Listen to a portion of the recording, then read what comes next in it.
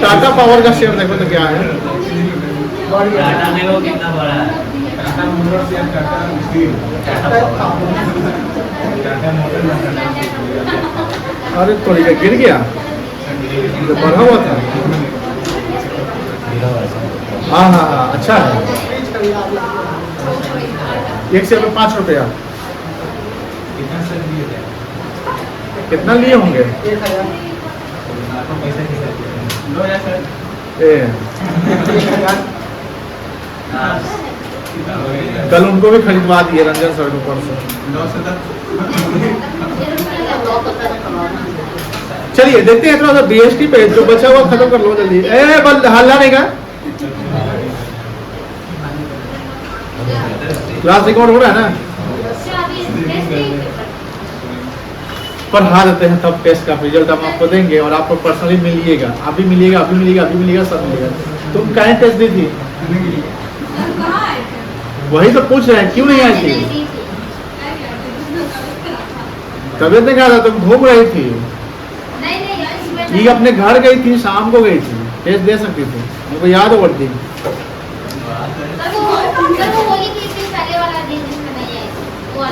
उसे दिन टेस्ट लिए थे। और एक चीज और बताए थे, जो टेस्ट एब्सेंट रहेगा उसको तो 50 रुपये पेनल्टी देना पड़ेगा, प्लस टेस्ट देना पड़ेगा, अगला टेस्ट। सर पहले बता देंगे कोई कारण तो छुट्टी को ही करा। जेन्यून रीजन होना चाहिए। बुखार में छुट्टी मिलेगा और कुछ नहीं, कहीं जाना है तो छुट्टी नहीं मिलेगा। अजय मोशन स्टडी पढ़ा दिया बेटा? हाँ ये देखिए, अच्छा क्लासरूम में मतलब कि ये गूगल क्लासरूम में कल एक पेपर डाला है आपको, प्रिंसिपल ऑफ मैनेजमेंट का क्लास नोट डाल दिया गया है। आप लोग के डिमांड पे आप लोग काफ़ी दिन से मांग रहे थे सर क्लास नोट नहीं आ रहा है, क्लास नोट नहीं आ रहा है, तो क्लास नोट चला गया ये, that is updated class note. अब करना क्या है, सिस्टम हम बताए होंगे, जो जो यहाँ लिखा हुआ है तो नोट डाउन कर लीजिएगा। एडिशनल कुछ चीज़ हम अगर बुक में लिखवाते हैं ना ऑन ड्यूरिंग द क्लास, तो एडिशनल वो पेपर पे लिख लेना है। सपोज करिए कि आप लोग में से कोई बच्चे पहले ही नोट्स लिख लिए हैं, क्लास चल रहा है, तो उसके बाद 2-3 पेज आप ब्लैंक करके चलेंगे। वो 2-3 पेज ब्लैंक में एडिशनल समझते हैं ना, वो लिख लेंगे। तो आपका क्या ना कि अब क्लास जो क्लास नोट है ये अप टू डेट हो जाएगा। फिर नेक्स्ट बैच वाले को आप लोग का क्लास नोट पेज दे देंगे जिसका सुंदर हैंडराइटिंग हो। किसका सुंदर हैंडराइटिंग बनता है? हाँ ये बच्चा है पीयूष लाल, इसी का ले लेंगे फिलहाल। चलिए ये देख लीजिए क्लास नोट, जितना भी बुक से पढ़ाया गया है सब है इसमें। थोड़ा नोट समरी टाइप का है, ब्रीफ में है, और बुक में अपना कंप्लीट है। 25 पेज का शायद नोट है। कहाँ है? 25 से अभी दिख रहा था ना कि जो भी है 25 पेज का, 25 पेज का नोट है। हम लोग जैसे क्या है ना कि मंडे को सबका हम कंप्लीट जो चैप्टर 1 अगर दिखवा दिए हैं, जो बच्चे नहीं दिखाए हैं वो भी दिखा दीजिएगा। तो जो बच्चे नए हैं या नहीं दिखाए हैं उनको दोनों क्लास नोट यहाँ मिल जाएगा। चैप्टर 2 का प्रिंसिपल मैनेजमेंट यहाँ पर है, इसमें यहाँ पर ट्रैक करेंगे तो चैप्टर 1 का भी आपको आई थिंक मिल जाएगा क्लास नोट, यही शायद लग रहा है। क्या बोले बेटा? व्हाट्सएप ग्रुप में जो नए बच्चे उसको नहीं ना मिल पाता है, तो यहाँ से ड्रैग करके देख लीजिएगा। नए बच्चे के लिए दो चैप्टर का फेयर देखेंगे। ये मतलब सर समय कम है तो आपका ये है, आपको लिख देना है संडे वन में। और जो बच्चे ऑन गोइंग है, जिन्होंने चैप्टर 1 दिखा दिया है वो प्रिंसिपल मैनेजमेंट दिखा देंगे मंडे को। तो मंडे को हम सबका देखेंगे फिर, ठीक है ना। प्रिंसिपल मैनेजमेंट का आज हम लास्ट डे रखते हैं, आज हम ये चैप्टर खत्म कर देंगे। तो इसमें जो साइंटिफिक टेक्निक ऑफ प्रिंसिपल चल रहा था, साइंटिफिक टेक्निक ऑफ मैनेजमेंट, उसमें क्या क्या देख लिए थे हम लोग, तो यहाँ देखेंगे। साइंटिफिक टेक्निक में पहला था फंक्शनल फॉर्मेटशिप। क्या था बेटा? फंक्शनल फॉर्मेटशिप। तो फंक्शनल फॉर्मेटशिप में कितने डिपार्टमेंट थे? प्रोडक्शन इंचार्ज और प्लानिंग इंचार्ज, और हर इंचार्ज कितने फंक्शन थे? चार थे। उसके बाद दूसरा था कि standardisation and simplification of work, काम आपका स्टैंडर्ड होना चाहिए। तीसरा था आपका वर्क स्टडी, वर्क स्टडी में काम का स्टडी करेंगे, जिसमें क्या होता है? फैटिग स्टडी होता है, मोशन स्टडी होता है, टाइम स्टडी होता है ना बेटा? वही हमने मेथड स्टडी देख लिया था, टाइम स्टडी देख लिया था, फैटिग स्टडी देख लिया था और मोशन स्टडी देख लिया था। ये जो चौथा साइंटिफिक टेक्निक है, ये काफी इंपॉर्टेंट है, differential piece rate system. Differential piece rate system या डिफरेंशियल पीस वेज सिस्टम का मतलब ये हुआ कि जैसे हमने लास्ट क्लास में बताया था कि टेलर जो थे ना, टेलर थोड़ा सा स्ट्रिक्ट किस्म के इंसान थे। स्ट्रिक्ट इन द सेंस कि उनको इनएफिशिएंसी से सख्त नफरत था, या जो लेट वर्कर आ रहे हैं उनसे नफरत था, क्योंकि इससे ओवरऑल कंपनी को लॉस हो सकती है। तो उन्होंने प्रॉपर क्या किया ना कि एक कैटेगरी बना दिया, भैया जो मतलब कि हम सबसे बात करेंगे, सबके काम को 100 टाइम्स ऑब्जर्व करेंगे। ऐसा नहीं कि बस मन में किया कर देंगे। पहला लेक्चर में आपने यही देखा था कि कोई भी सिस्टम लगाते हैं, कोई स्टैंडर्ड सेट करते हैं, तो स्टैंडर्ड सेट होता है on the basis of actual. Standard set होता है on the basis of actual. जैसे मान लो कि मेरे महीने की 25,000 रुपये पर्सनल खर्च है, तो मैं अगला अगर बजट बनाऊंगा तो 25 से 30 साल ले जा सकता हूँ, 25 से 50 साल तो नहीं ना कर सकते। अब 25 से हम 10-15 भी नहीं कर सकते हैं। तो ऑलवेज थिंक दैट कि स्टैंडर्ड कोई भी कंपनी डिसाइड करती है तो एक्चुअल के बेसिस में जो रिजल्ट आता है। तो टेलर वहाँ पर कैटेगरी बनाए थे कि जो वर्कर काम कर रहा है तो कितने समय में कितना काम करके दे रहा है, और वो हर बार करके क्या वही रिजल्ट आ रहा है, तो उसका हम एवरेज करते हैं। क्या करते हैं? एवरेज करते हैं। और एवरेज करके हम एक स्टैंडर्ड टारगेट सेट करते हैं, और स्टैंडर्ड टारगेट सेट करते हैं कि भैया ये काम इतने समय में इतने कॉस्ट में हो जाना चाहिए। और अगर कोई वर्कर इस काम को कर दिया तो हम उसको एफिशिएंट वर्कर कहते हैं। लेकिन अगर कोई फेल हो गया करने में तो उसको हम क्या कैटेगरी डाल देंगे? किस कैटेगरी में? इनएफिशिएंट। और टेलर ने ये भी एक मतलब कि ये किया था, मतलब कि एक मोटिवेशन टाइप का एक कॉन्सेप्ट लाया था। मोटिवेशन इन द सेंस कि those who are efficient will get incentive. Those who are efficient will get incentive. Incentive is the payment. Incentive is the payment made by the organization on extra work, on extra effort, which gives the benefit to the organization. जब organisation को benefit होगा तो उस benefit का कुछ हिस्सा आपको भी मिलेगा। लेकिन टेलर ने एक पनिशमेंट भी लाया था कि भैया अगर जो फेल हो जाएगा ना उसको स्टैंडर्ड रेट से भी कम देंगे, क्योंकि वो इनएफिशिएंट है, यानी उसको हम जो स्टैंडर्ड जो वैल्यू बनना चाहिए उससे हम कम देंगे। इसी पे कॉन्सेप्ट उन्होंने डेवलप किया था, piece differential piece rate system. Piece मतलब होता है टुकड़ा, unit. Unit in the sense कि जितना नंबर ऑफ यूनिट आपने प्रोड्यूस बनाया उसके अकॉर्डिंग एक यूनिट का ये रेट लगेगा, तो जितना बनाओगे उसके रेट से अनुसार हम आपको पे करेंगे। ये भी एक साइंटिफिक टेक्निक था, क्योंकि साइंटिफिक टेक्निक में एक प्रिंसिपल है science not rule of thumb. तो science not rule of thumb का मतलब यही हुआ कि सर कोई भी जो हम डिसीजन लेंगे, कोई भी कॉन्सेप्ट डेवलप करेंगे तो on the basis of observation fact, not on the basis of emotions. किसी कंपनी का शेयर अगर आप खरीद रहे हैं तो इमोशन पे मत खरीदिए, प्रैक्टिकल समझिए। मान लो सिंपल सी बात यही है कि हमें ऑर्गेनाइजेशन के पॉइंट से चलना है, तो ऑर्गेनाइजेशन का मतलब यही हुआ कि हमेशा हमें क्या देखना है? प्रॉफिट देखना है। क्या देखना है बेटा? Profit. Don't go with emotion. That's why Taylor's principle says that science not rule of thumb. यहाँ पर क्या है? The scientific technique of differential piece rate system emphasise on paying different rate of wages for efficient and inefficient employees. The technique of differential wage rate system insists on paying different rate of wages to efficient and the different rate. Efficient वाले को अलग rate मिलेगा, inefficient वाले को अलग। Extra wages paid to efficient employee will motivate them. उसको क्या मिलेगा? इससे मोटिवेशन मिलेगा टू रिमेन एफिशिएंट, और इससे हम उसको एफिशिएंट रख सकते हैं। और मान लो कि एफिशिएंट वाले को इनएफिशिएंट जैसा सैलरी देंगे तो एफिशिएंट वाला भी क्या हो जाएगा? इनएफिशिएंट हो जाएगा। Extra wage paid to efficient employees will motivate inefficient employee. अच्छा ये भी हो सकता है ना कि जो इनएफिशिएंट है उसको मोटिवेशन मिलेगा नहीं मिलेगा?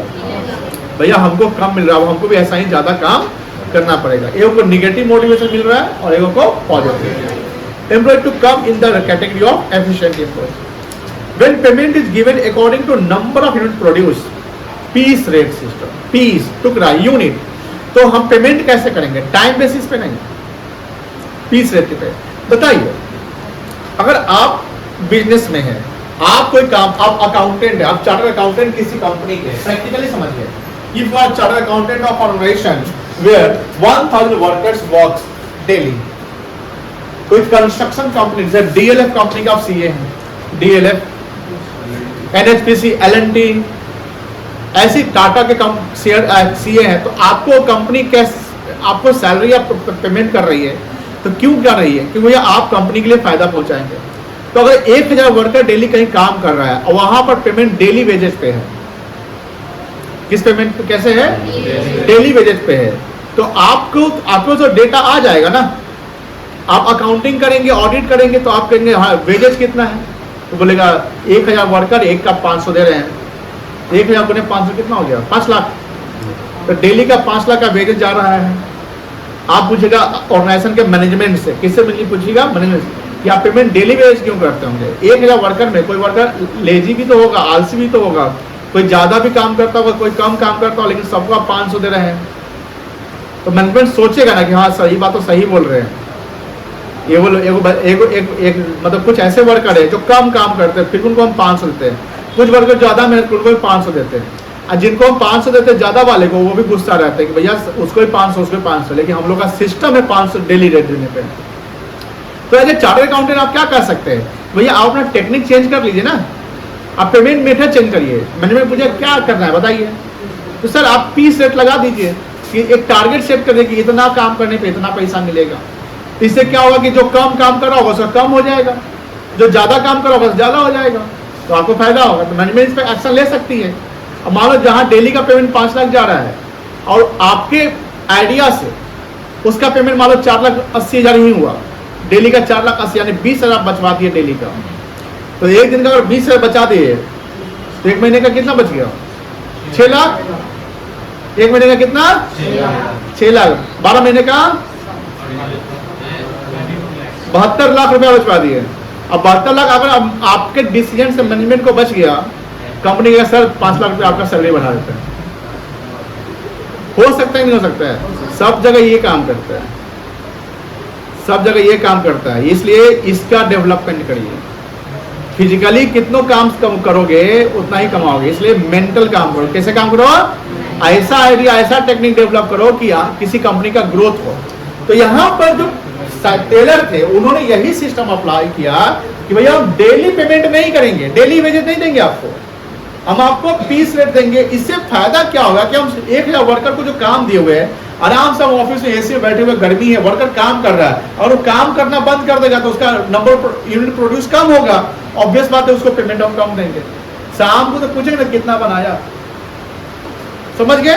तो कौन सा टेक्निक सही है? डेली रेट, डेली वेजेज की पीस रेट? Piece rate. ठीक है। This technique is strongest motivator of employee to perform efficiently. कोई दिक्कत नहीं। टू कंडक्ट और एडॉप्ट, एडॉप्ट मतलब अप्लाई करना। टू कंडक्ट और adopt the differential piece rate system, Taylor suggested that company must fix a standard rate of wages. Standard rate मतलब वही जैसे 1 यूनिट का 100 रुपया देंगे, 50 रुपया देंगे, जो रेट देंगे। और worker producing standard output. Standard output क्या होता है? जो आउटपुट डिटरमाइन किया गया है बना कि इतना बना लेना है, इतना बना लेना, वो क्या है? स्टैंडर्ड है। मान लो कि 500 यूनिट बना लेना है तो क्या है? और बन गया 400 यूनिट तो क्या है? ठीक है। Of the target, the worker who produce more than the standard target must be paid a higher rate of wages. मतलब क्या हुआ? जो वर्कर स्टैंडर्ड टारगेट से भी ज्यादा काम कर ले, मान लो कि उसको हमने बोला कि एक सप्ताह में 100 यूनिट बनाने हैं, वो 110 बना लिया, तो स्टैंडर्ड टारगेट का बेंचमार्क को ऊपर क्रॉस करके ना, तो जैसे बेंचमार्क क्रॉस करके तो हम जो 10 एक्स्ट्रा बनाया हम कहेंगे चलो ठीक है तुमको इंसेंटिव देंगे, एक्स्ट्रा पेमेंट करेंगे। लेकिन बेंचमार्क हमने 100 बनाया, वो 90 कोई बनाया, 95 बनाया, तो हम क्या करेंगे, कम कर देंगे। And those who are producing less, जो मोर प्रोड्यूस करेगा उसको हायर रेट ऑफ वेजेज मिलेगा।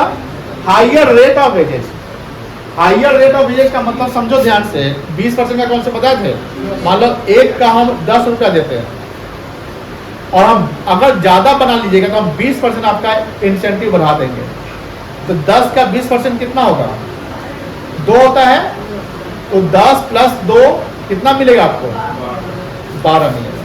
ये रेट हुआ 1 यूनिट का रेट हो गया। लेकिन कोई कम बना रहा है तो हम क्या करेंगे, those who are producing less than standard output must be paid a rate less than the standard. यानी 10 हमने स्टैंडर्ड रेट रखा है, लेकिन आप तो कम बनाए तो आप 10 नहीं देंगे, हम 20% क्या करेंगे, कम कर देंगे। तो 10 माइनस 20 पर कितना हो गया, 8 हो गया। अब देखो कैटेगरी समझिए, इसको लिख भी लेंगे आप लोग, साइड में कहीं लिख लीजिएगा ड्राफ्ट में। जैसे देखो मेरे पास 3 प्रकार का वर्कर है,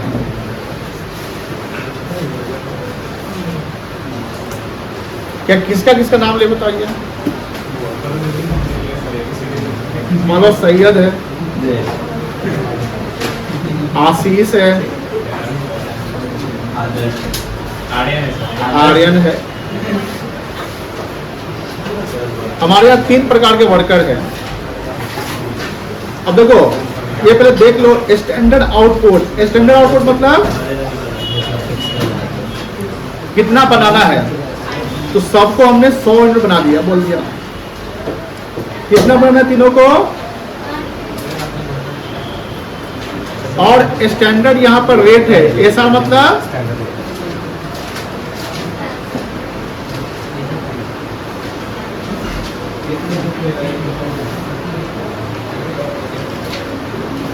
स्टैंडर्ड रेट है आपका, हमने मान लो कि 10 रुपया पर यूनिट कर दिया। पहले देख लीजिए कैसे बनेगा, नहीं तो फिर गड़बड़ा जाएगा आप लोगों का। एक्चुअल आउटपुट सैयद बनाया, कितना बनाया, ज्यादा ही कम, मान लो 90 बनाया। आशीष बनाया मान लो 100, आर्यन बनाया 110। ठीक है, अब ध्यान रखिएगा बेटा, बताइए यहां पर एफिशिएंट कौन होगा, आर्यन और सैयद। आशीष ठीक है, जितना है उतना ही पे है। अब देखो अगर हम पेमेंट करेंगे तो सैयद को हम ज्यादा देंगे कि कम देंगे। मान लो कि पेनाल्टी लगाए रखे हुए हैं, पेनाल्टी फॉर इनएफिशिएंट वर्कर।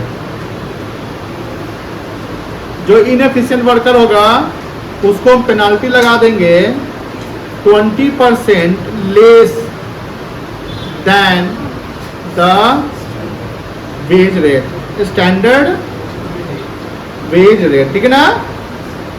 और इंसेंटिव किसको देंगे, incentive for efficient worker.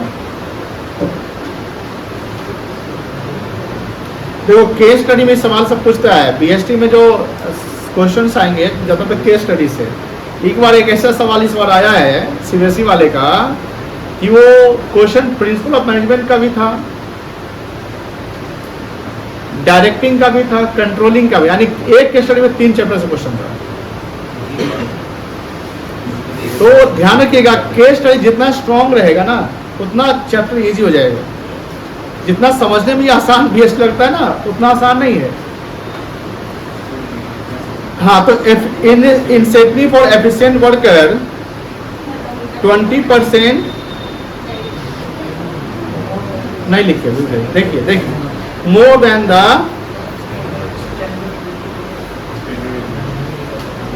Standard wage rate. समझिए बेटा, बोलो हाँ। चलो अब बताओ सैयद की हाल, ईद हो गया। सैयद पहले किस कैटेगरी का है तू, अरे यहाँ पर बोल रहे हो इनएफिशिएंट का है, इनएफिशिएंट है। बताइए क्या करेंगे इसका? स्टैंडर्ड रेट कितना है? इस पर हम पेनाल्टी लगा देंगे। कितना परसेंट?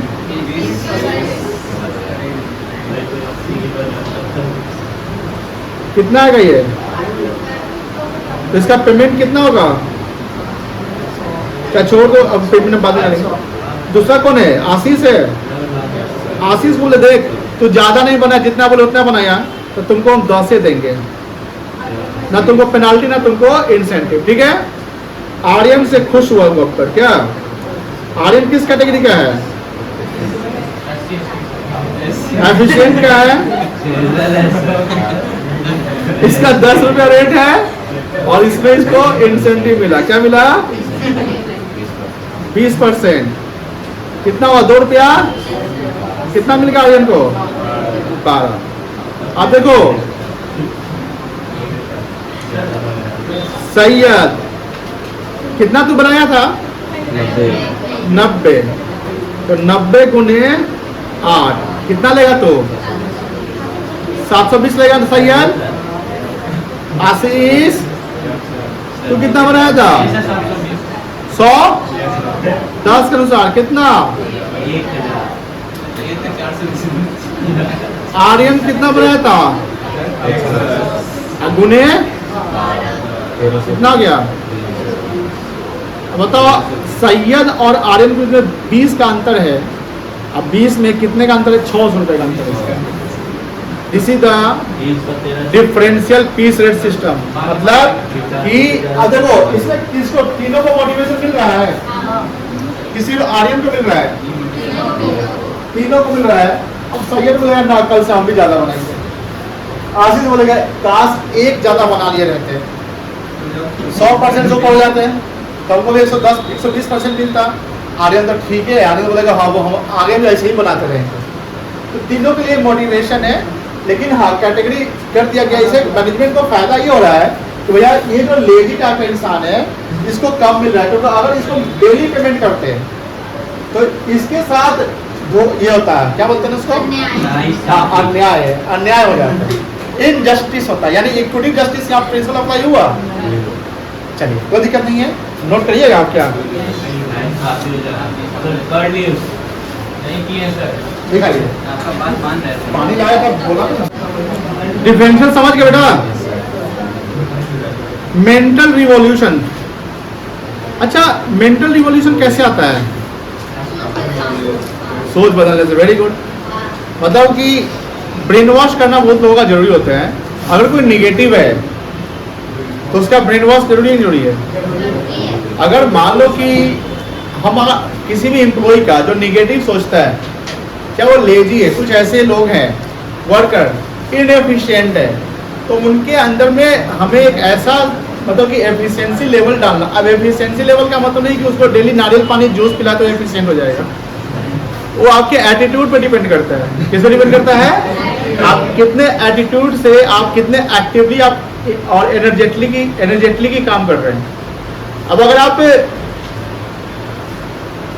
आपका जो एटीट्यूड है वो निगेटिव एटीट्यूड है, जैसे लेट आने का आपका एटीट्यूड है, कौन लेट आता है? उधर से सैयद आता है, आर्यन आता है, टाइम पे आने लगे। इधर से वो बच्ची से आ जाती है। तो इनका मेंटल रिवॉल्यूशन जरूरी है कि जरूरी है? आपके सोच को बदलना पड़ेगा। चलिए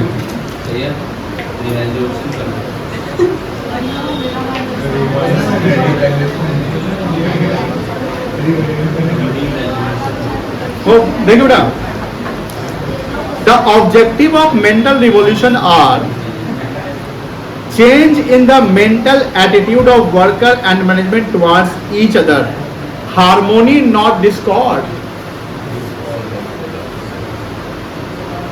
harmony not discord क्या कहता था?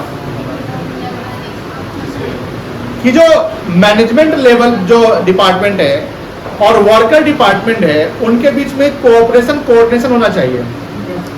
पेमेंट वगैरह टाइम पे होना चाहिए और काम भी अच्छे से होना चाहिए। इसको तो बोलते हैं मेंटल रिवॉल्यूशन, यानी हमारी सोच और आपकी सोच क्या है, सेम है।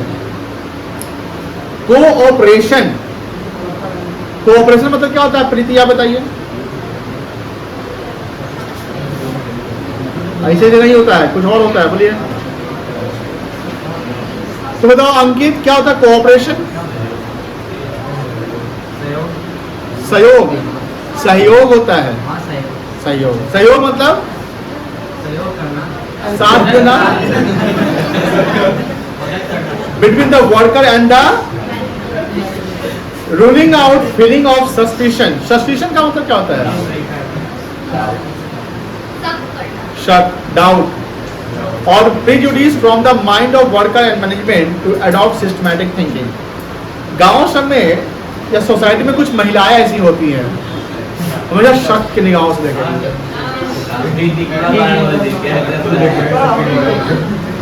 दूध और क्लास रहता है क्या? मम्मी तो सब काम करेगी लेकिन आंटी बड़ा ज्यादा करेगी, और शाम क्या आएगी दिखाइए बउआ जाइए कहाँ पर ऐसे, ये सब रहता है सस्पिशन। देखिए ध्यान से, कुछ लोग अच्छे काम के लिए निकलते हैं तो उस पर डाउट हो जाता है, हाँ, लेकिन कुछ लोग बुरे काम के लिए निकलते हैं, और जो गलत काम निकलेगा ना वो हमेशा झूठ बोल के सच बच जाएगा, और जो सही काम करेगा सच बोलेगा तो उस पर विश्वास नहीं कोई करेगा। ये लोगों की थिंकिंग है। लोगों क्या है बेटा, थिंकिंग है कि आप अगर सही पूरे सही होकर सच बोल रहे हैं तो हो सकता है आप पे डाउट हो जाए, और झूठ बोलने वाला तो जानते हो मास्टर रहता है, तो उसका इतना एक्सपीरियंस रहता है कि बस लेट है कहीं बैठा हुआ है, अरे बाइक एक्सीडेंट हो गया भाई हम क्या करेंगे, अभी ये हो गया, खराब हो गया, वो हो गया, कहीं जाम में फंसे हुए। ऐसे लोगों को देखे हैं, कुछ हमारे स्टूडेंट भी ऐसे रहे हुए हैं। जैसे बता दें कि स्टूडेंट का हमेशा होता है कि ट्रेन आ जाता है, गुमटी बंद रहता है। चलिए Taylor said that generally in every organization worker feel that management exploits them। जैसे हार्मोनी नोटिस पर यही ना था कि वर्कर का फीलिंग ये है कि भैया हम मैनेजमेंट को हमको समय पर सैलरी या उतना सैलरी नहीं देता है जितना बनना चाहिए, और मैनेजमेंट हमेशा ये फील करता है कि भैया पैसा तो देता है लेकिन काम ही काम करता है। तो ये डिस्कॉर्ड है, लेकिन हमको क्या करना पड़ेगा, दोनों के बीच में उसके दोनों की थिंकिंग को क्या करनी पड़ेगी, चेंज करनी पड़ेगी। Overburden them with excess work and pay them less. And on the other hand, management feels that worker always grumble. They follow go slow policy. Go slow policy क्या होता है?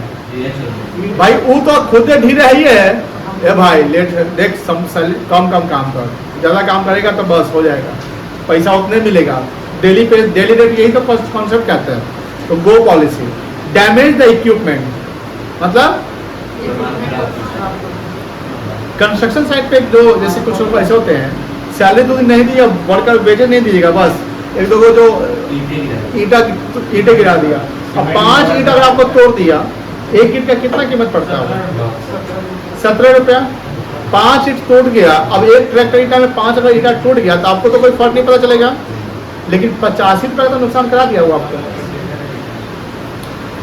चलिए, वर्कर केयरलेसली, केयरलेस क्या होता है? Carelessly मतलब लापरवाह। कौन बोला है? Both the group suspect each other. दोनों ग्रुप क्या करते हैं एक दूसरे पे? सस्पेक्ट मतलब शक करते हैं। In the technique of mental revolution, अब देखो मेंटल रिवॉल्यूशन को आप इस पे ले जाइए, हार्मोनी,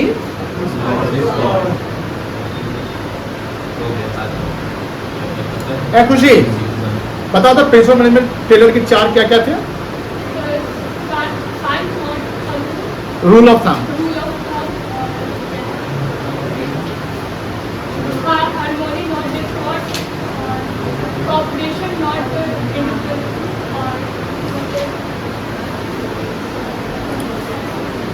बताओ सही है। चौथा यूज बताओ। Development of worker to their greatest. देखो चारों देखो साइंटिफिक टेक्निक में पीस रेट देखे ना बेटा, तो पीस रेट में हुआ इन हुआ development of worker to the greatest efficiency, हो गया। Science not rule of thumb में कौन आ गया आपका? पीस रेट भी आ गया, क्योंकि साइंटिफिकली चलेंगे। तो मेंटलिज्म क्या आ गया आपका? हार्मोनी नॉट डिस्कॉर्ड आ गया। इसमें कोऑपरेशन भी आ जाएगा। कोऑपरेशन मतलब दोनों, जब कोऑपरेशन रहेगा तभी तो आगे हम बढ़ सकते हैं। चलो नेक्स्ट है आपका एडवांटेज, फायदे, मतलब हम जैसे कितने 4 पॉइंट पढ़ लिए ना हम लोग, 5 साइंटिफिक टेक्निक क्या क्या थे? पहला क्या था? फंक्शनल फॉर्मेनशिप, दूसरा स्टैंडर्डाइजेशन एंड, भूल जाते हैं, standardization and simplification of work, तीसरा क्या था? वर्क स्टडी, तीसरा के चौथा क्या था? डिफरेंशियल पीस रेट सिस्टम, और पांचवा क्या है आपका? Mental revolution. वर्क स्टडी में था method study, time study, motion study और फैटिग स्टडी, वर्क स्टडी के पार्ट थे। अगर पूछा जाए एक्सप्लेन द वर्क स्टडी, तो वर्क स्टडी को एक्सप्लेन करना कि वर्क को स्टडी करते हैं, कैसे करते हैं, उसका रिसर्च करते हैं, 100 टाइम्स वर्कर से काम करवाते हैं, उसका एवरेज करते हैं। And there are 4 parts of work study. Fatigue study जहाँ रेस्ट इंटरवल देखा जाता है, time study duration of time देखा जाता है, motion study movement of worker देखा जाता है, और मेथड स्टडी कौन सा टेक्निक अप्लाई करे, मशीन टेक्निक अप्लाई करे कि लेबर इंटेंसिव टेक्निक अप्लाई करे। तो ये सब पॉइंट आपको याद रखने पड़ेंगे ना। फंक्शनल फॉर्मेनशिप में क्या याद रखिएगा? दो इंचार्ज, 2 डिपार्टमेंट होता है, प्रोडक्शन और प्लानिंग, दोनों के 4 होते हैं। बताइए प्लानिंग के 4 क्या क्या है? बताइए तो भावना, आपको याद था? हाँ, रूट क्लर्क से शुरू होता है, time and cost clear, instruction clear और डिसिप्लिनरी है। प्रोडक्शन की कितना बताओ तुम Pooja? Repair boss, very good. Speed boss, gang boss, inspector. ये तो आपका किसका? Functional foremanship. Functional foremanship clear हो गया। स्टैंडर्डाइजेशन सिंप्लीफिकेशन क्या है कि हमको क्वालिटी हमेशा स्टैंडर्ड रखना है, बी ग्रेड नहीं रखना है, ए ग्रेड रखना है, ये ठीक है। वर्क स्टडी समझ गए, वर्क स्टडी में कितने? 4। फिर क्या था आपका? एक और था ना, अभी क्या डिस्कस किए? Piece based system. Piece based system में वर्कर का कैटेगरी बनाएंगे, एफिशिएंट और जो एफिशिएंट, जो स्टैंडर्ड से ज़्यादा करेंगे उसको हम एक्स्ट्रा इंसेंटिव देंगे, जो स्टैंडर्ड से कम करेंगे उनको हम रेट से कम देंगे, कोई दिक्कत नहीं होगा। और मेंटली उसमें हार्मोनी और डिस्कॉर्ड, जहाँ पर कोऑपरेशन होना चाहिए वर्कर और मैनेजमेंट के बीच में, कोई दिक्कत नहीं है। जहाँ पर सस्पिशन, शक, ये सब नहीं होना चाहिए। अब ये साइंटिफिक टेक्निक हम अप्लाई करते हैं तो फायदे के नुकसान है। क्या फायदा है? गोल अचीव होगा, बोलो हाँ। रिसोर्स का ऑप्टिमम यूटिलाइजेशन होगा, बोलो हाँ। वर्कर मैनेजमेंट में म्यूचुअल अंडरस्टैंडिंग होगा, बोलो हाँ। कॉस्ट कम होगा, बोलो हाँ। कॉस्ट ऑफ प्रोडक्शन कम जाएगा ना, ये सब फायदे हैं। क्या इससे वर्कर का जो एम्प्लॉइज है उसका इंप्रूवमेंट होगा, स्पेशलाइजेशन आएगा, यही तो फायदा है। पढ़ लो फायदा।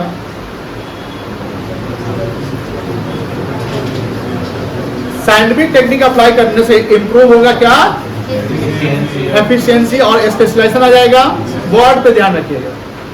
कॉस्ट ऑफ प्रोडक्शन क्या हो जाएगा और वेस्टेज क्या होगा, खत्म हो जाएगा, एलिमिनेट कर लेंगे। अब जैसे कॉस्ट ऑफ प्रोडक्शन अगर आपका कम जाएगा तो मार्केट में आपके गुड्स का प्राइस क्या होगा, कम होगा, ज्यादा होगा। जब जो प्राइस, यानी इकोनॉमिक्स क्या कहता है, जब कमोडिटी का प्राइस कम होता है तो डिमांड क्या होता है, तो सेल ज्यादा करेंगे तो प्रॉफिट हो जाएगा। तो ये enable to capture the bigger sale in the market. आपका प्राइस जैसे जियो का रेट कम था तो देखिए खूब कैप्चर कर लिया। Mutual understanding and cooperation worker and management के बीच में आ जाएगा। ट्रेनिंग देने से स्किल क्या होगा, इंप्रूव करेगा और वर्कर इनेबल हो जाएगा ज्यादा कमाने में, क्योंकि उसको पता है कि ज्यादा काम करने से ज्यादा incentive. That is the advantage of scientific. ये कभी कभी पूछता है मॉडर्न साइंटिफिक टेक्निक, छोटे छोटे लास्ट है। मॉडर्न साइंटिफिक टेक्निक का मतलब हुआ कि सर ये टेक्निक तो था, ठीक था, जो आपने 5 बताया। कितना साइंटिफिक टेक्निक है टेलर के द्वारा? 5। कितने टेक्निक है? 5। पहला फंक्शनल, याद रखो, सब कुछ याद करवा दिया। उधर फ्यूल का 14 याद हो गया, टेलर का 4 प्रिंसिपल याद हो गया, टेक्निक 5 याद हो गया। पहला फंक्शनल, दूसरा standardization and simplification of work, तीसरा वर्क स्टडी, चौथा डिफरेंशियल पीस वेट सिस्टम, 5वां मेंटल रिवॉल्यूशन। और उसके मेंटल हर चीज के कंटेंट याद रखेंगे, एक का दूसरा में नहीं डाल देना। कीवर्ड याद रखिएगा, कीवर्ड क्या रखेंगे याद, उससे सेंटेंस बना लीजिए। चलिए, लेकिन apart from that 5 scientific technique given by the Taylor, there are some modern scientific technique, जिसमें जापान का भी टेक्निक आ जाता है। सेकेंड वर्ल्ड वॉर जब हुआ था, सेकेंड वर्ल्ड वॉर कब से कब तक हुआ बताइए? सेकेंड वर्ल्ड वॉर कब से कब तक हुआ था? नहीं पता है? तो बताओ उसका नाम क्या है? तंदो, बताइए बेटा, सेकेंड वर्ल्ड वॉर कब हुआ था, कब से कब तक हुआ था? द्वितीय विश्व युद्ध कब हुआ था? आज था, बताइए। 1939 to 1940। सेकेंड वर्ल्ड वॉर में जैसे आप देखोगे अभी के समय में जितना इजी मूवमेंट होता है, ध्यान सुनिएगा, जितना इजीली कम्युनिकेशन और फास्ट कम्युनिकेशन होता है, money transfer, good transfer, defence equipment transfer, हम अगर फौज को इधर से उधर मूव करने तो जल्दी हो सकता है अभी। लेकिन 1940 के समय में क्या उतना जल्दी होता था? वर्कर को पैदल कहाँ किलो माइल्स टू माइल्स जाने पड़ते थे, और भी ऐसे नहीं, उस पर पूरे हथियार के साथ, सामान के साथ, उसे जानवरों का यूज होता था। तो सेकेंड वर्ल्ड वॉर में ऐसी करके एक कॉन्सेप्ट लाया गया था, operation research. Operation research, research तो जानते हो, रिसर्च करना, किसी चीज को ढूंढना, जब एंड रिजल्ट सही हो गया तो उसको अप्लाई कर देना। ऑपरेशनल रिसर्च का मतलब होता है कि हम कौन सा रास्ता अप्लाई करें या कौन सा वे अप्लाई करें जहां पर समय कम लगे, कॉस्ट कम लगे। जैसे कोई वार वगैरह होता है या राजा महाराजा जब युद्ध लड़ते थे तो पहले क्या करते थे, पहले के वार रूम टाइप का होता था, अभी भी होता है। तो वहां पर क्या करते थे, मैप, मतलब कि जिस लोकेशन पे हमको लड़ाई लड़नी है वहां का मैप लेते थे, मैप लेते थे। अच्छा, इस रास्ते चलेंगे तो नदी मिलेगा, इस रास्ते से जंगल मिलेगा, इस रास्ते से पहाड़ मिलेगा, कैसे चलना है। अगर नदी के सहारे जाएंगे तो हमको नाव वगैरह चाहिए। नदी, ध्यान रख रहे हैं कि हमको एक जगह से दूसरी जगह जाना है तो हम क्या कर रहे हैं, रिसर्च कर रहे हैं। डेस्टिनेशन तो वही है, बट जाने के रास्ते अलग अलग है, और उस जाने के रास्ते में प्रॉब्लम तो हो सकती है ना, कुछ कठिनाई हो सकती है। तो उस कठिनाई को पहले ना हमको उसका सोल्यूशन ढूंढ के चलना पड़ेगा कि अगर ये रात हो जाएगी, ऐसा सिचुएशन, हमको क्या करना है। यानी अगर हम कहीं जाते हैं तो पहले हम क्या करते हैं, वहां एंड पे पहुंचने से पहले के सारे प्रक्रिया जो प्रोसेस होते हैं वो अपना मैनेजमेंट करके चलते हैं। उसके बाद कुछ प्रैक्टिकली या एक्चुअल में कुछ उल्टा पुल्टा हो सकता है, ऐसा नहीं कि नहीं होता है, लेकिन पहले से आपको चलना पड़ेगा।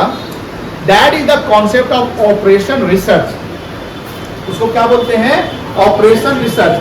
जब कोई घर वगैरह बनता है, बाउंड्री वॉल होता है, कुछ भी होता है ना, तो वहां भी ऑपरेशन रिसर्च, जिसको OR कहते हैं, OR। आपको ये एक लाइन का टॉपिक यहां दिख रहा है,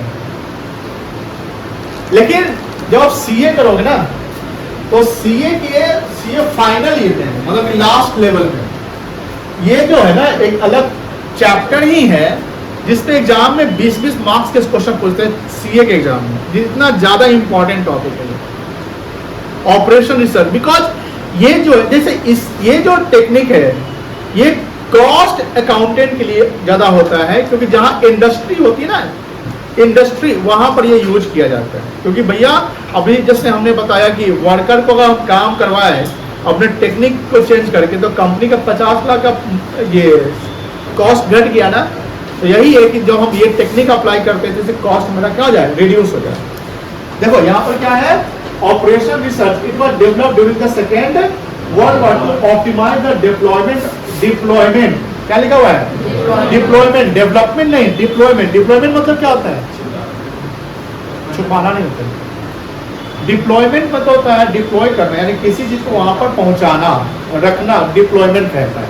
तो मान लो ये हमारे सैनिक है, क्या है, सैनिक है। अभी कहाँ पर है, किस जगह पे है, छाता मुजफ्फरपुर में। अब इनको सबको हमको भेजना कारगिल, तो कारगिल भेजना, तो यहाँ से पहले हम कहाँ भेजेंगे, यहाँ से पहले पटना भेजेंगे। कहाँ भेजेंगे, देखो बस लाना पड़ेगा।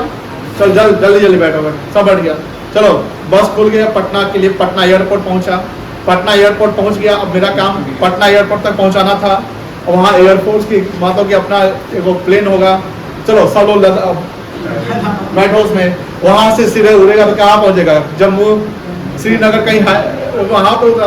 अब बोलिए वहां से फिर ट्रक आएगी आपके लिए, सेना का ट्रक, वहां से फिर आपको भेजा जाएगा बॉर्डर पे।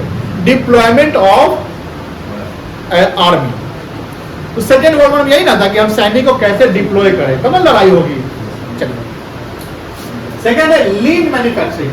लीन मैन्युफैक्चरिंग में यहाँ पर जो वेस्टेज होते हैं ना, वेस्टेज हमेशा सामान का नहीं होता। आप जैसे सोचते कि हमेशा वेस्टेज सामान का होता है, रॉ मटेरियल्स का होता है, ऐसा नहीं, टाइम का भी वेस्टेज होता है। जैसे कल ईद की छुट्टी मिली, किसकी छुट्टी मिली? तो बहुत सारे बच्चे ऐसे टाइम वेस्ट किए होंगे पूरा मोबाइल देख देख के। कोई बच्चा अपना नींद हराम किया होगा आरसीबी और एमआई का मैच देख के, ऐसा हुआ होगा? कोई देखा? जैसे यही देखा होगा, वो देखा होगा। अभी सुबह जस्ट आए हैं तो बहुत लोग बतिया रहा था आरसीबी जल्दी हार गया। आरसीबी बोला, हम तो उसको बोल रहे थे उसका नाम। व्हाटएवर, वेस्टेज मतलब सामान का नहीं होता है, टाइम का वेस्टेज होता है, मनी का वेस्टेज होता है। जैसे कोई ड्रीम 11 पे 500 रुपया लगा दिया, अब मिला रिटर्न में 50 रुपया वापस लास्ट में। बोलता है कि ना हम तो 1 करोड़, और जो लगाते तो कहाँ पे रहते हैं, नंबर 1 पे जाने की सोचते हैं 1 करोड़ मिलेगा, मतलब उसके माइंड में आता है गाड़ी बंगला ये खरीदेंगे। मतलब सारा दुनिया का लकी का जो कॉन्सेप्ट है ना, वो आप ही को मिलने वाला है। इतने लोग लगे हुए हैं कि नहीं है? चलिए लीन मैन्युफैक्चरिंग में 7 रिड्यूसिंग वेस्ट। देखो this technique focus on reducing, reduce मतलब 7 वेस्टेज ऑफ ओवर। देखो कितना वेस्टेज को कम करने का कॉन्सेप्ट है यहाँ पे, ओवर प्रोडक्शन। ओवर प्रोडक्शन क्या होता है? क्या प्रॉब्लम है इससे? ज्यादा हम बना दी तो क्या प्रॉब्लम है इससे? सर डिमांड से ज्यादा अगर आप प्रोडक्शन कर दिए तो आपका इन्वेंट्री बढ़ जाएगा। इन्वेंट्री बढ़ जाएगा तो जो सामान आपका लेट बिकने वाला है तो वो आपका ओल्ड हो जाएगा। दूसरा कि सर आपका फंड उसमें ब्लॉक हो जाएगा। फंड ब्लॉक हो जाएगा ना बेटा। अगर आप उतना सामान ज्यादा बनाए नहीं बनाते तो वो पैसा कहीं और लगा देते। दूसरा है वेटिंग टाइम। जैसे डॉक्टर के यहाँ जाते हैं या बैंक में जाते हैं तो वेटिंग टाइम होता है ना, वेटिंग। अब मान लो कि डॉक्टर के यहाँ गए, एक डॉक्टर एक पेशेंट पे मान लो 10 मिनट टाइम देता है, और वो डॉक्टर जो है अपने क्लिनिक पे 10 बजे बैठता है, और आप गए पहले नंबर लगवाने, क्या लगवाने गए, और एक जो डॉक्टर जो है 100 पेशेंट को देखता है, और आपका नंबर मान ले कि 50 का है, ठीक है ना, यानी 49 के बाद आपका नंबर आएगा। डॉक्टर कितने बजे बैठता है बताइए, वहां का स्टाफ आपको कितने बजे बुलाएगा? 10 बजे बुला लेगा। अगर वो 10 बजे बुलाता है मतलब वो टेक्निक वेटिंग टाइम के कॉन्सेप्ट को अप्लाई नहीं किया। वेटिंग टाइम कॉन्सेप्ट क्या होता है? हमको एवरेज करना पड़ेगा कि अगर 50वां नंबर का पेशेंट है ना तो उसको हम 10 बजे नहीं बुलाएंगे, उसके अनुसार कैसे चलो ठीक है 12 बजे आप आ जाइए, आपका टाइम 12 बजे आ जाएगा। इससे फायदा क्या है कि सर आपका जगह जो है ना फालतू का भराएगा नहीं। गर्मी में अगर ज्यादा भीड़ होता है तो गर्मी बढ़ता है, उससे क्या होगा आपका जो एनर्जी कंज्यूम होगा हॉस्पिटल का क्लिनिक का, क्योंकि एसी लगाइएगा पंखा चलाइएगा, गंदगी बढ़ेगा। क्योंकि पेशेंट आएगा तो सब बच्चों आ जाएगा, बच्चा आएगा तो बोलेगा मम्मी कुरकुरे, अब मम्मी कुरकुरे खरीद दी तो कुरकुरे खाएगा, 2-4 गिराएगा, गंदा होगा। ध्यान रखिएगा, बात सुनिए। एक पेशेंट के साथ एक तो उसके साथ उसका रिलेटिव आता ही आता है, और बाल बच्चे डाल दो बच्चे आ जाते हैं। तो समझिए, देखिए ये टेक्निक है, ये सब टेक्निक है कि आप सारे पेशेंट को एक समय में नहीं बुलाए। उससे आपको मैनेजमेंट स्टाफ भी ज्यादा रखना पड़ेगा मैनेजमेंट करने के लिए। इसलिए वेटिंग टाइम बहुत जरूरी है। वेटिंग टाइम को कितना क्या करें, कम करें, क्योंकि आज के समय में ना सभी लोग बिजी हो गए हैं। क्या हो गए हैं? अगर 2 घंटा कहीं डॉक्टर का वो वेट कर रहा है और कोई महिला को दिखाना है, उसके साथ उसका हस्बैंड गया अपना ऑफिस छोड़ के, तो कितना गुस्सा आएगा उसको। डॉक्टर पे कम पत्नी पे ज्यादा आएगा कि तुमको बोलना चाहिए ना कि 12 बजे जाना है, 1 बजे। अभी देखो तो 2 घंटा वहां फोन पे फोन आ रहा है, कल से हम यही टाइम में आएंगे। पहले अब फिर स्टाफ बोलेंगे सर आपको 12 बजे दिखवाना था, 12 बजे बोल देते हम आ जाते हैं, 10 मिनट आने का रास्ता है। ध्यान रखिए, तो वेटिंग टाइम को भी क्या करना चाहिए, काम। ठीक है ना बेटा। फिर ट्रांसपोर्टेशन कॉस्ट, किस रास्ते से कैसे सामान मंगवाना है। अब छोटा सामान मंगवाना है तो ट्रक पे मंगवा ले क्या, अब बहुत हाथी पे तुम्हें हाथी चल कर ट्रांसपोर्ट करता है ट्रांसपोर्टेशन में देखना है कि कहाँ कॉस्ट कम होगा। प्रोसेसिंग कॉस्ट, प्रोसेस समझते हैं ना, ये process 1, process 2, process 3, motion, speed, movement of worker, inventory, goods, stock ज्यादा रखना भी प्रॉब्लम है। स्क्रैप मतलब कचरा, रद्दी पल्दी, and any types of manufacturing. Kaizen costing जापानी टेक्निक है। कैजन कॉस्टिंग कहता है कि हमेशा हमको इंप्रूवमेंट लाना है। क्या लाना है? Change for better, change for, change is the constant. लेकिन चेंज हमेशा इंसान को, तुमको नींद आ रही है क्या, क्लास बोरिंग लग रहा है क्या, सारा सवाल हम कल आपसे पूछेंगे जाने के लिए। जैसे एक्टिव रहिए, आप बहुत लेजी टाइप के लगते हैं। ये सब एग्जाम में पूछता है। कहाँ पूछता है? आप खड़े ये सब कहाँ पूछेगा? एग्जाम में। तो एग्जाम के पढ़ रहे हैं, जीवन में भी पूछेगा, आपके लाइफ में भी आएगा ये सब। और वहाँ ऐसा मुड़ी हेड डाउन की वजह से नुकसान किसका हो रहा है? मेरा हो रहा है क्या? नहीं हो रहा है। B focus on your study, this is your primary work, not the heading down the primary work. Primary work क्या है आपका? अभी पढ़ाई करना, फोकस करना। आप 2 घंटा यहाँ पर इतना धूप में जल के मेहनत करके, और आप यहाँ पे सो रहे हैं। घर है ना सोने के लिए? घर है ना सोने के लिए? बोलिए, बैठ जाइए, फोकस करिए यहाँ पे। तो चेंज फॉर बेटर का मतलब क्या होता है? आप जितने भी अच्छे हैं हमेशा इंप्रूव करिए। अगर आप पढ़ाई करते हैं, आपकी हैंडराइटिंग अच्छी बनती है, आप सवाल अच्छा से बनाते हैं, लेकिन 99% आपके स्किल्ड है, उस 99 को किस में कन्वर्ट करो? और 90 वाला 100 में कन्वर्ट करेगा कि 90 वाला 91 में जाने की कोशिश करेगा? 91 में। आप ये मत कंपेयर करिए कि भैया 90 से हमको 100 पे जाना है, 90 से 91, 92 ऐसे इंप्रूव करो। डेली थोड़ा थोड़ा इंप्रूव करो, कंसिस्टेंसी है ना, चेंज हो। It is a daily activity which eliminates hard and difficult task by experimenting scientific method. कोई हार्ड वर्क होता है उसको आप कैसे इजी कर देंगे? बताइए। रिपीटेडली काम करके। जैसे जब आप फंडामेंटल ऑफ पार्टनरशिप का क्वेश्चन बनाते रहे होंगे तो उसमें पास रेजिस्टेंट आया होगा, क्या था? तो उसमें भैया कैसे एंट्री हो रहा है समझ में नहीं आ रहा है। जब उसको आप बार बार सवाल बनाने लगे तो सवाल टॉपिक क्या हो गया? इजी हो गया। तो कोई भी टफ टॉपिक को या कोई भी टफ काम को आप इजी कब कर सकते हैं? Practice. Practice makes a man perfect. क्या बोल बेटा? वुमेन परफेक्ट नहीं, वो हमेशा परफेक्ट रहती है, इसलिए उनके लिए एग्जाम्पल नहीं बना है। चलिए, समझिए ना? निको सर बोल रहे हैं, किसको काम? हम बोल रहे हैं। ये कहावत क्या है? प्रैक्टिस, देखिए सुनिए, practice makes a man perfect, यही ना कहावत है, तो सब जानता है। लेकिन एक ऐसा क्यों नहीं बना कि practice makes a women perfect? Because women are always perfect. Women are always perfect, that's why वो मैन के लिए बना है। ठीक है ना? आप हम बायस नहीं है, ध्यान रखिए। समझ गए सर। 6 सिग्मा, शादीशुदा वाले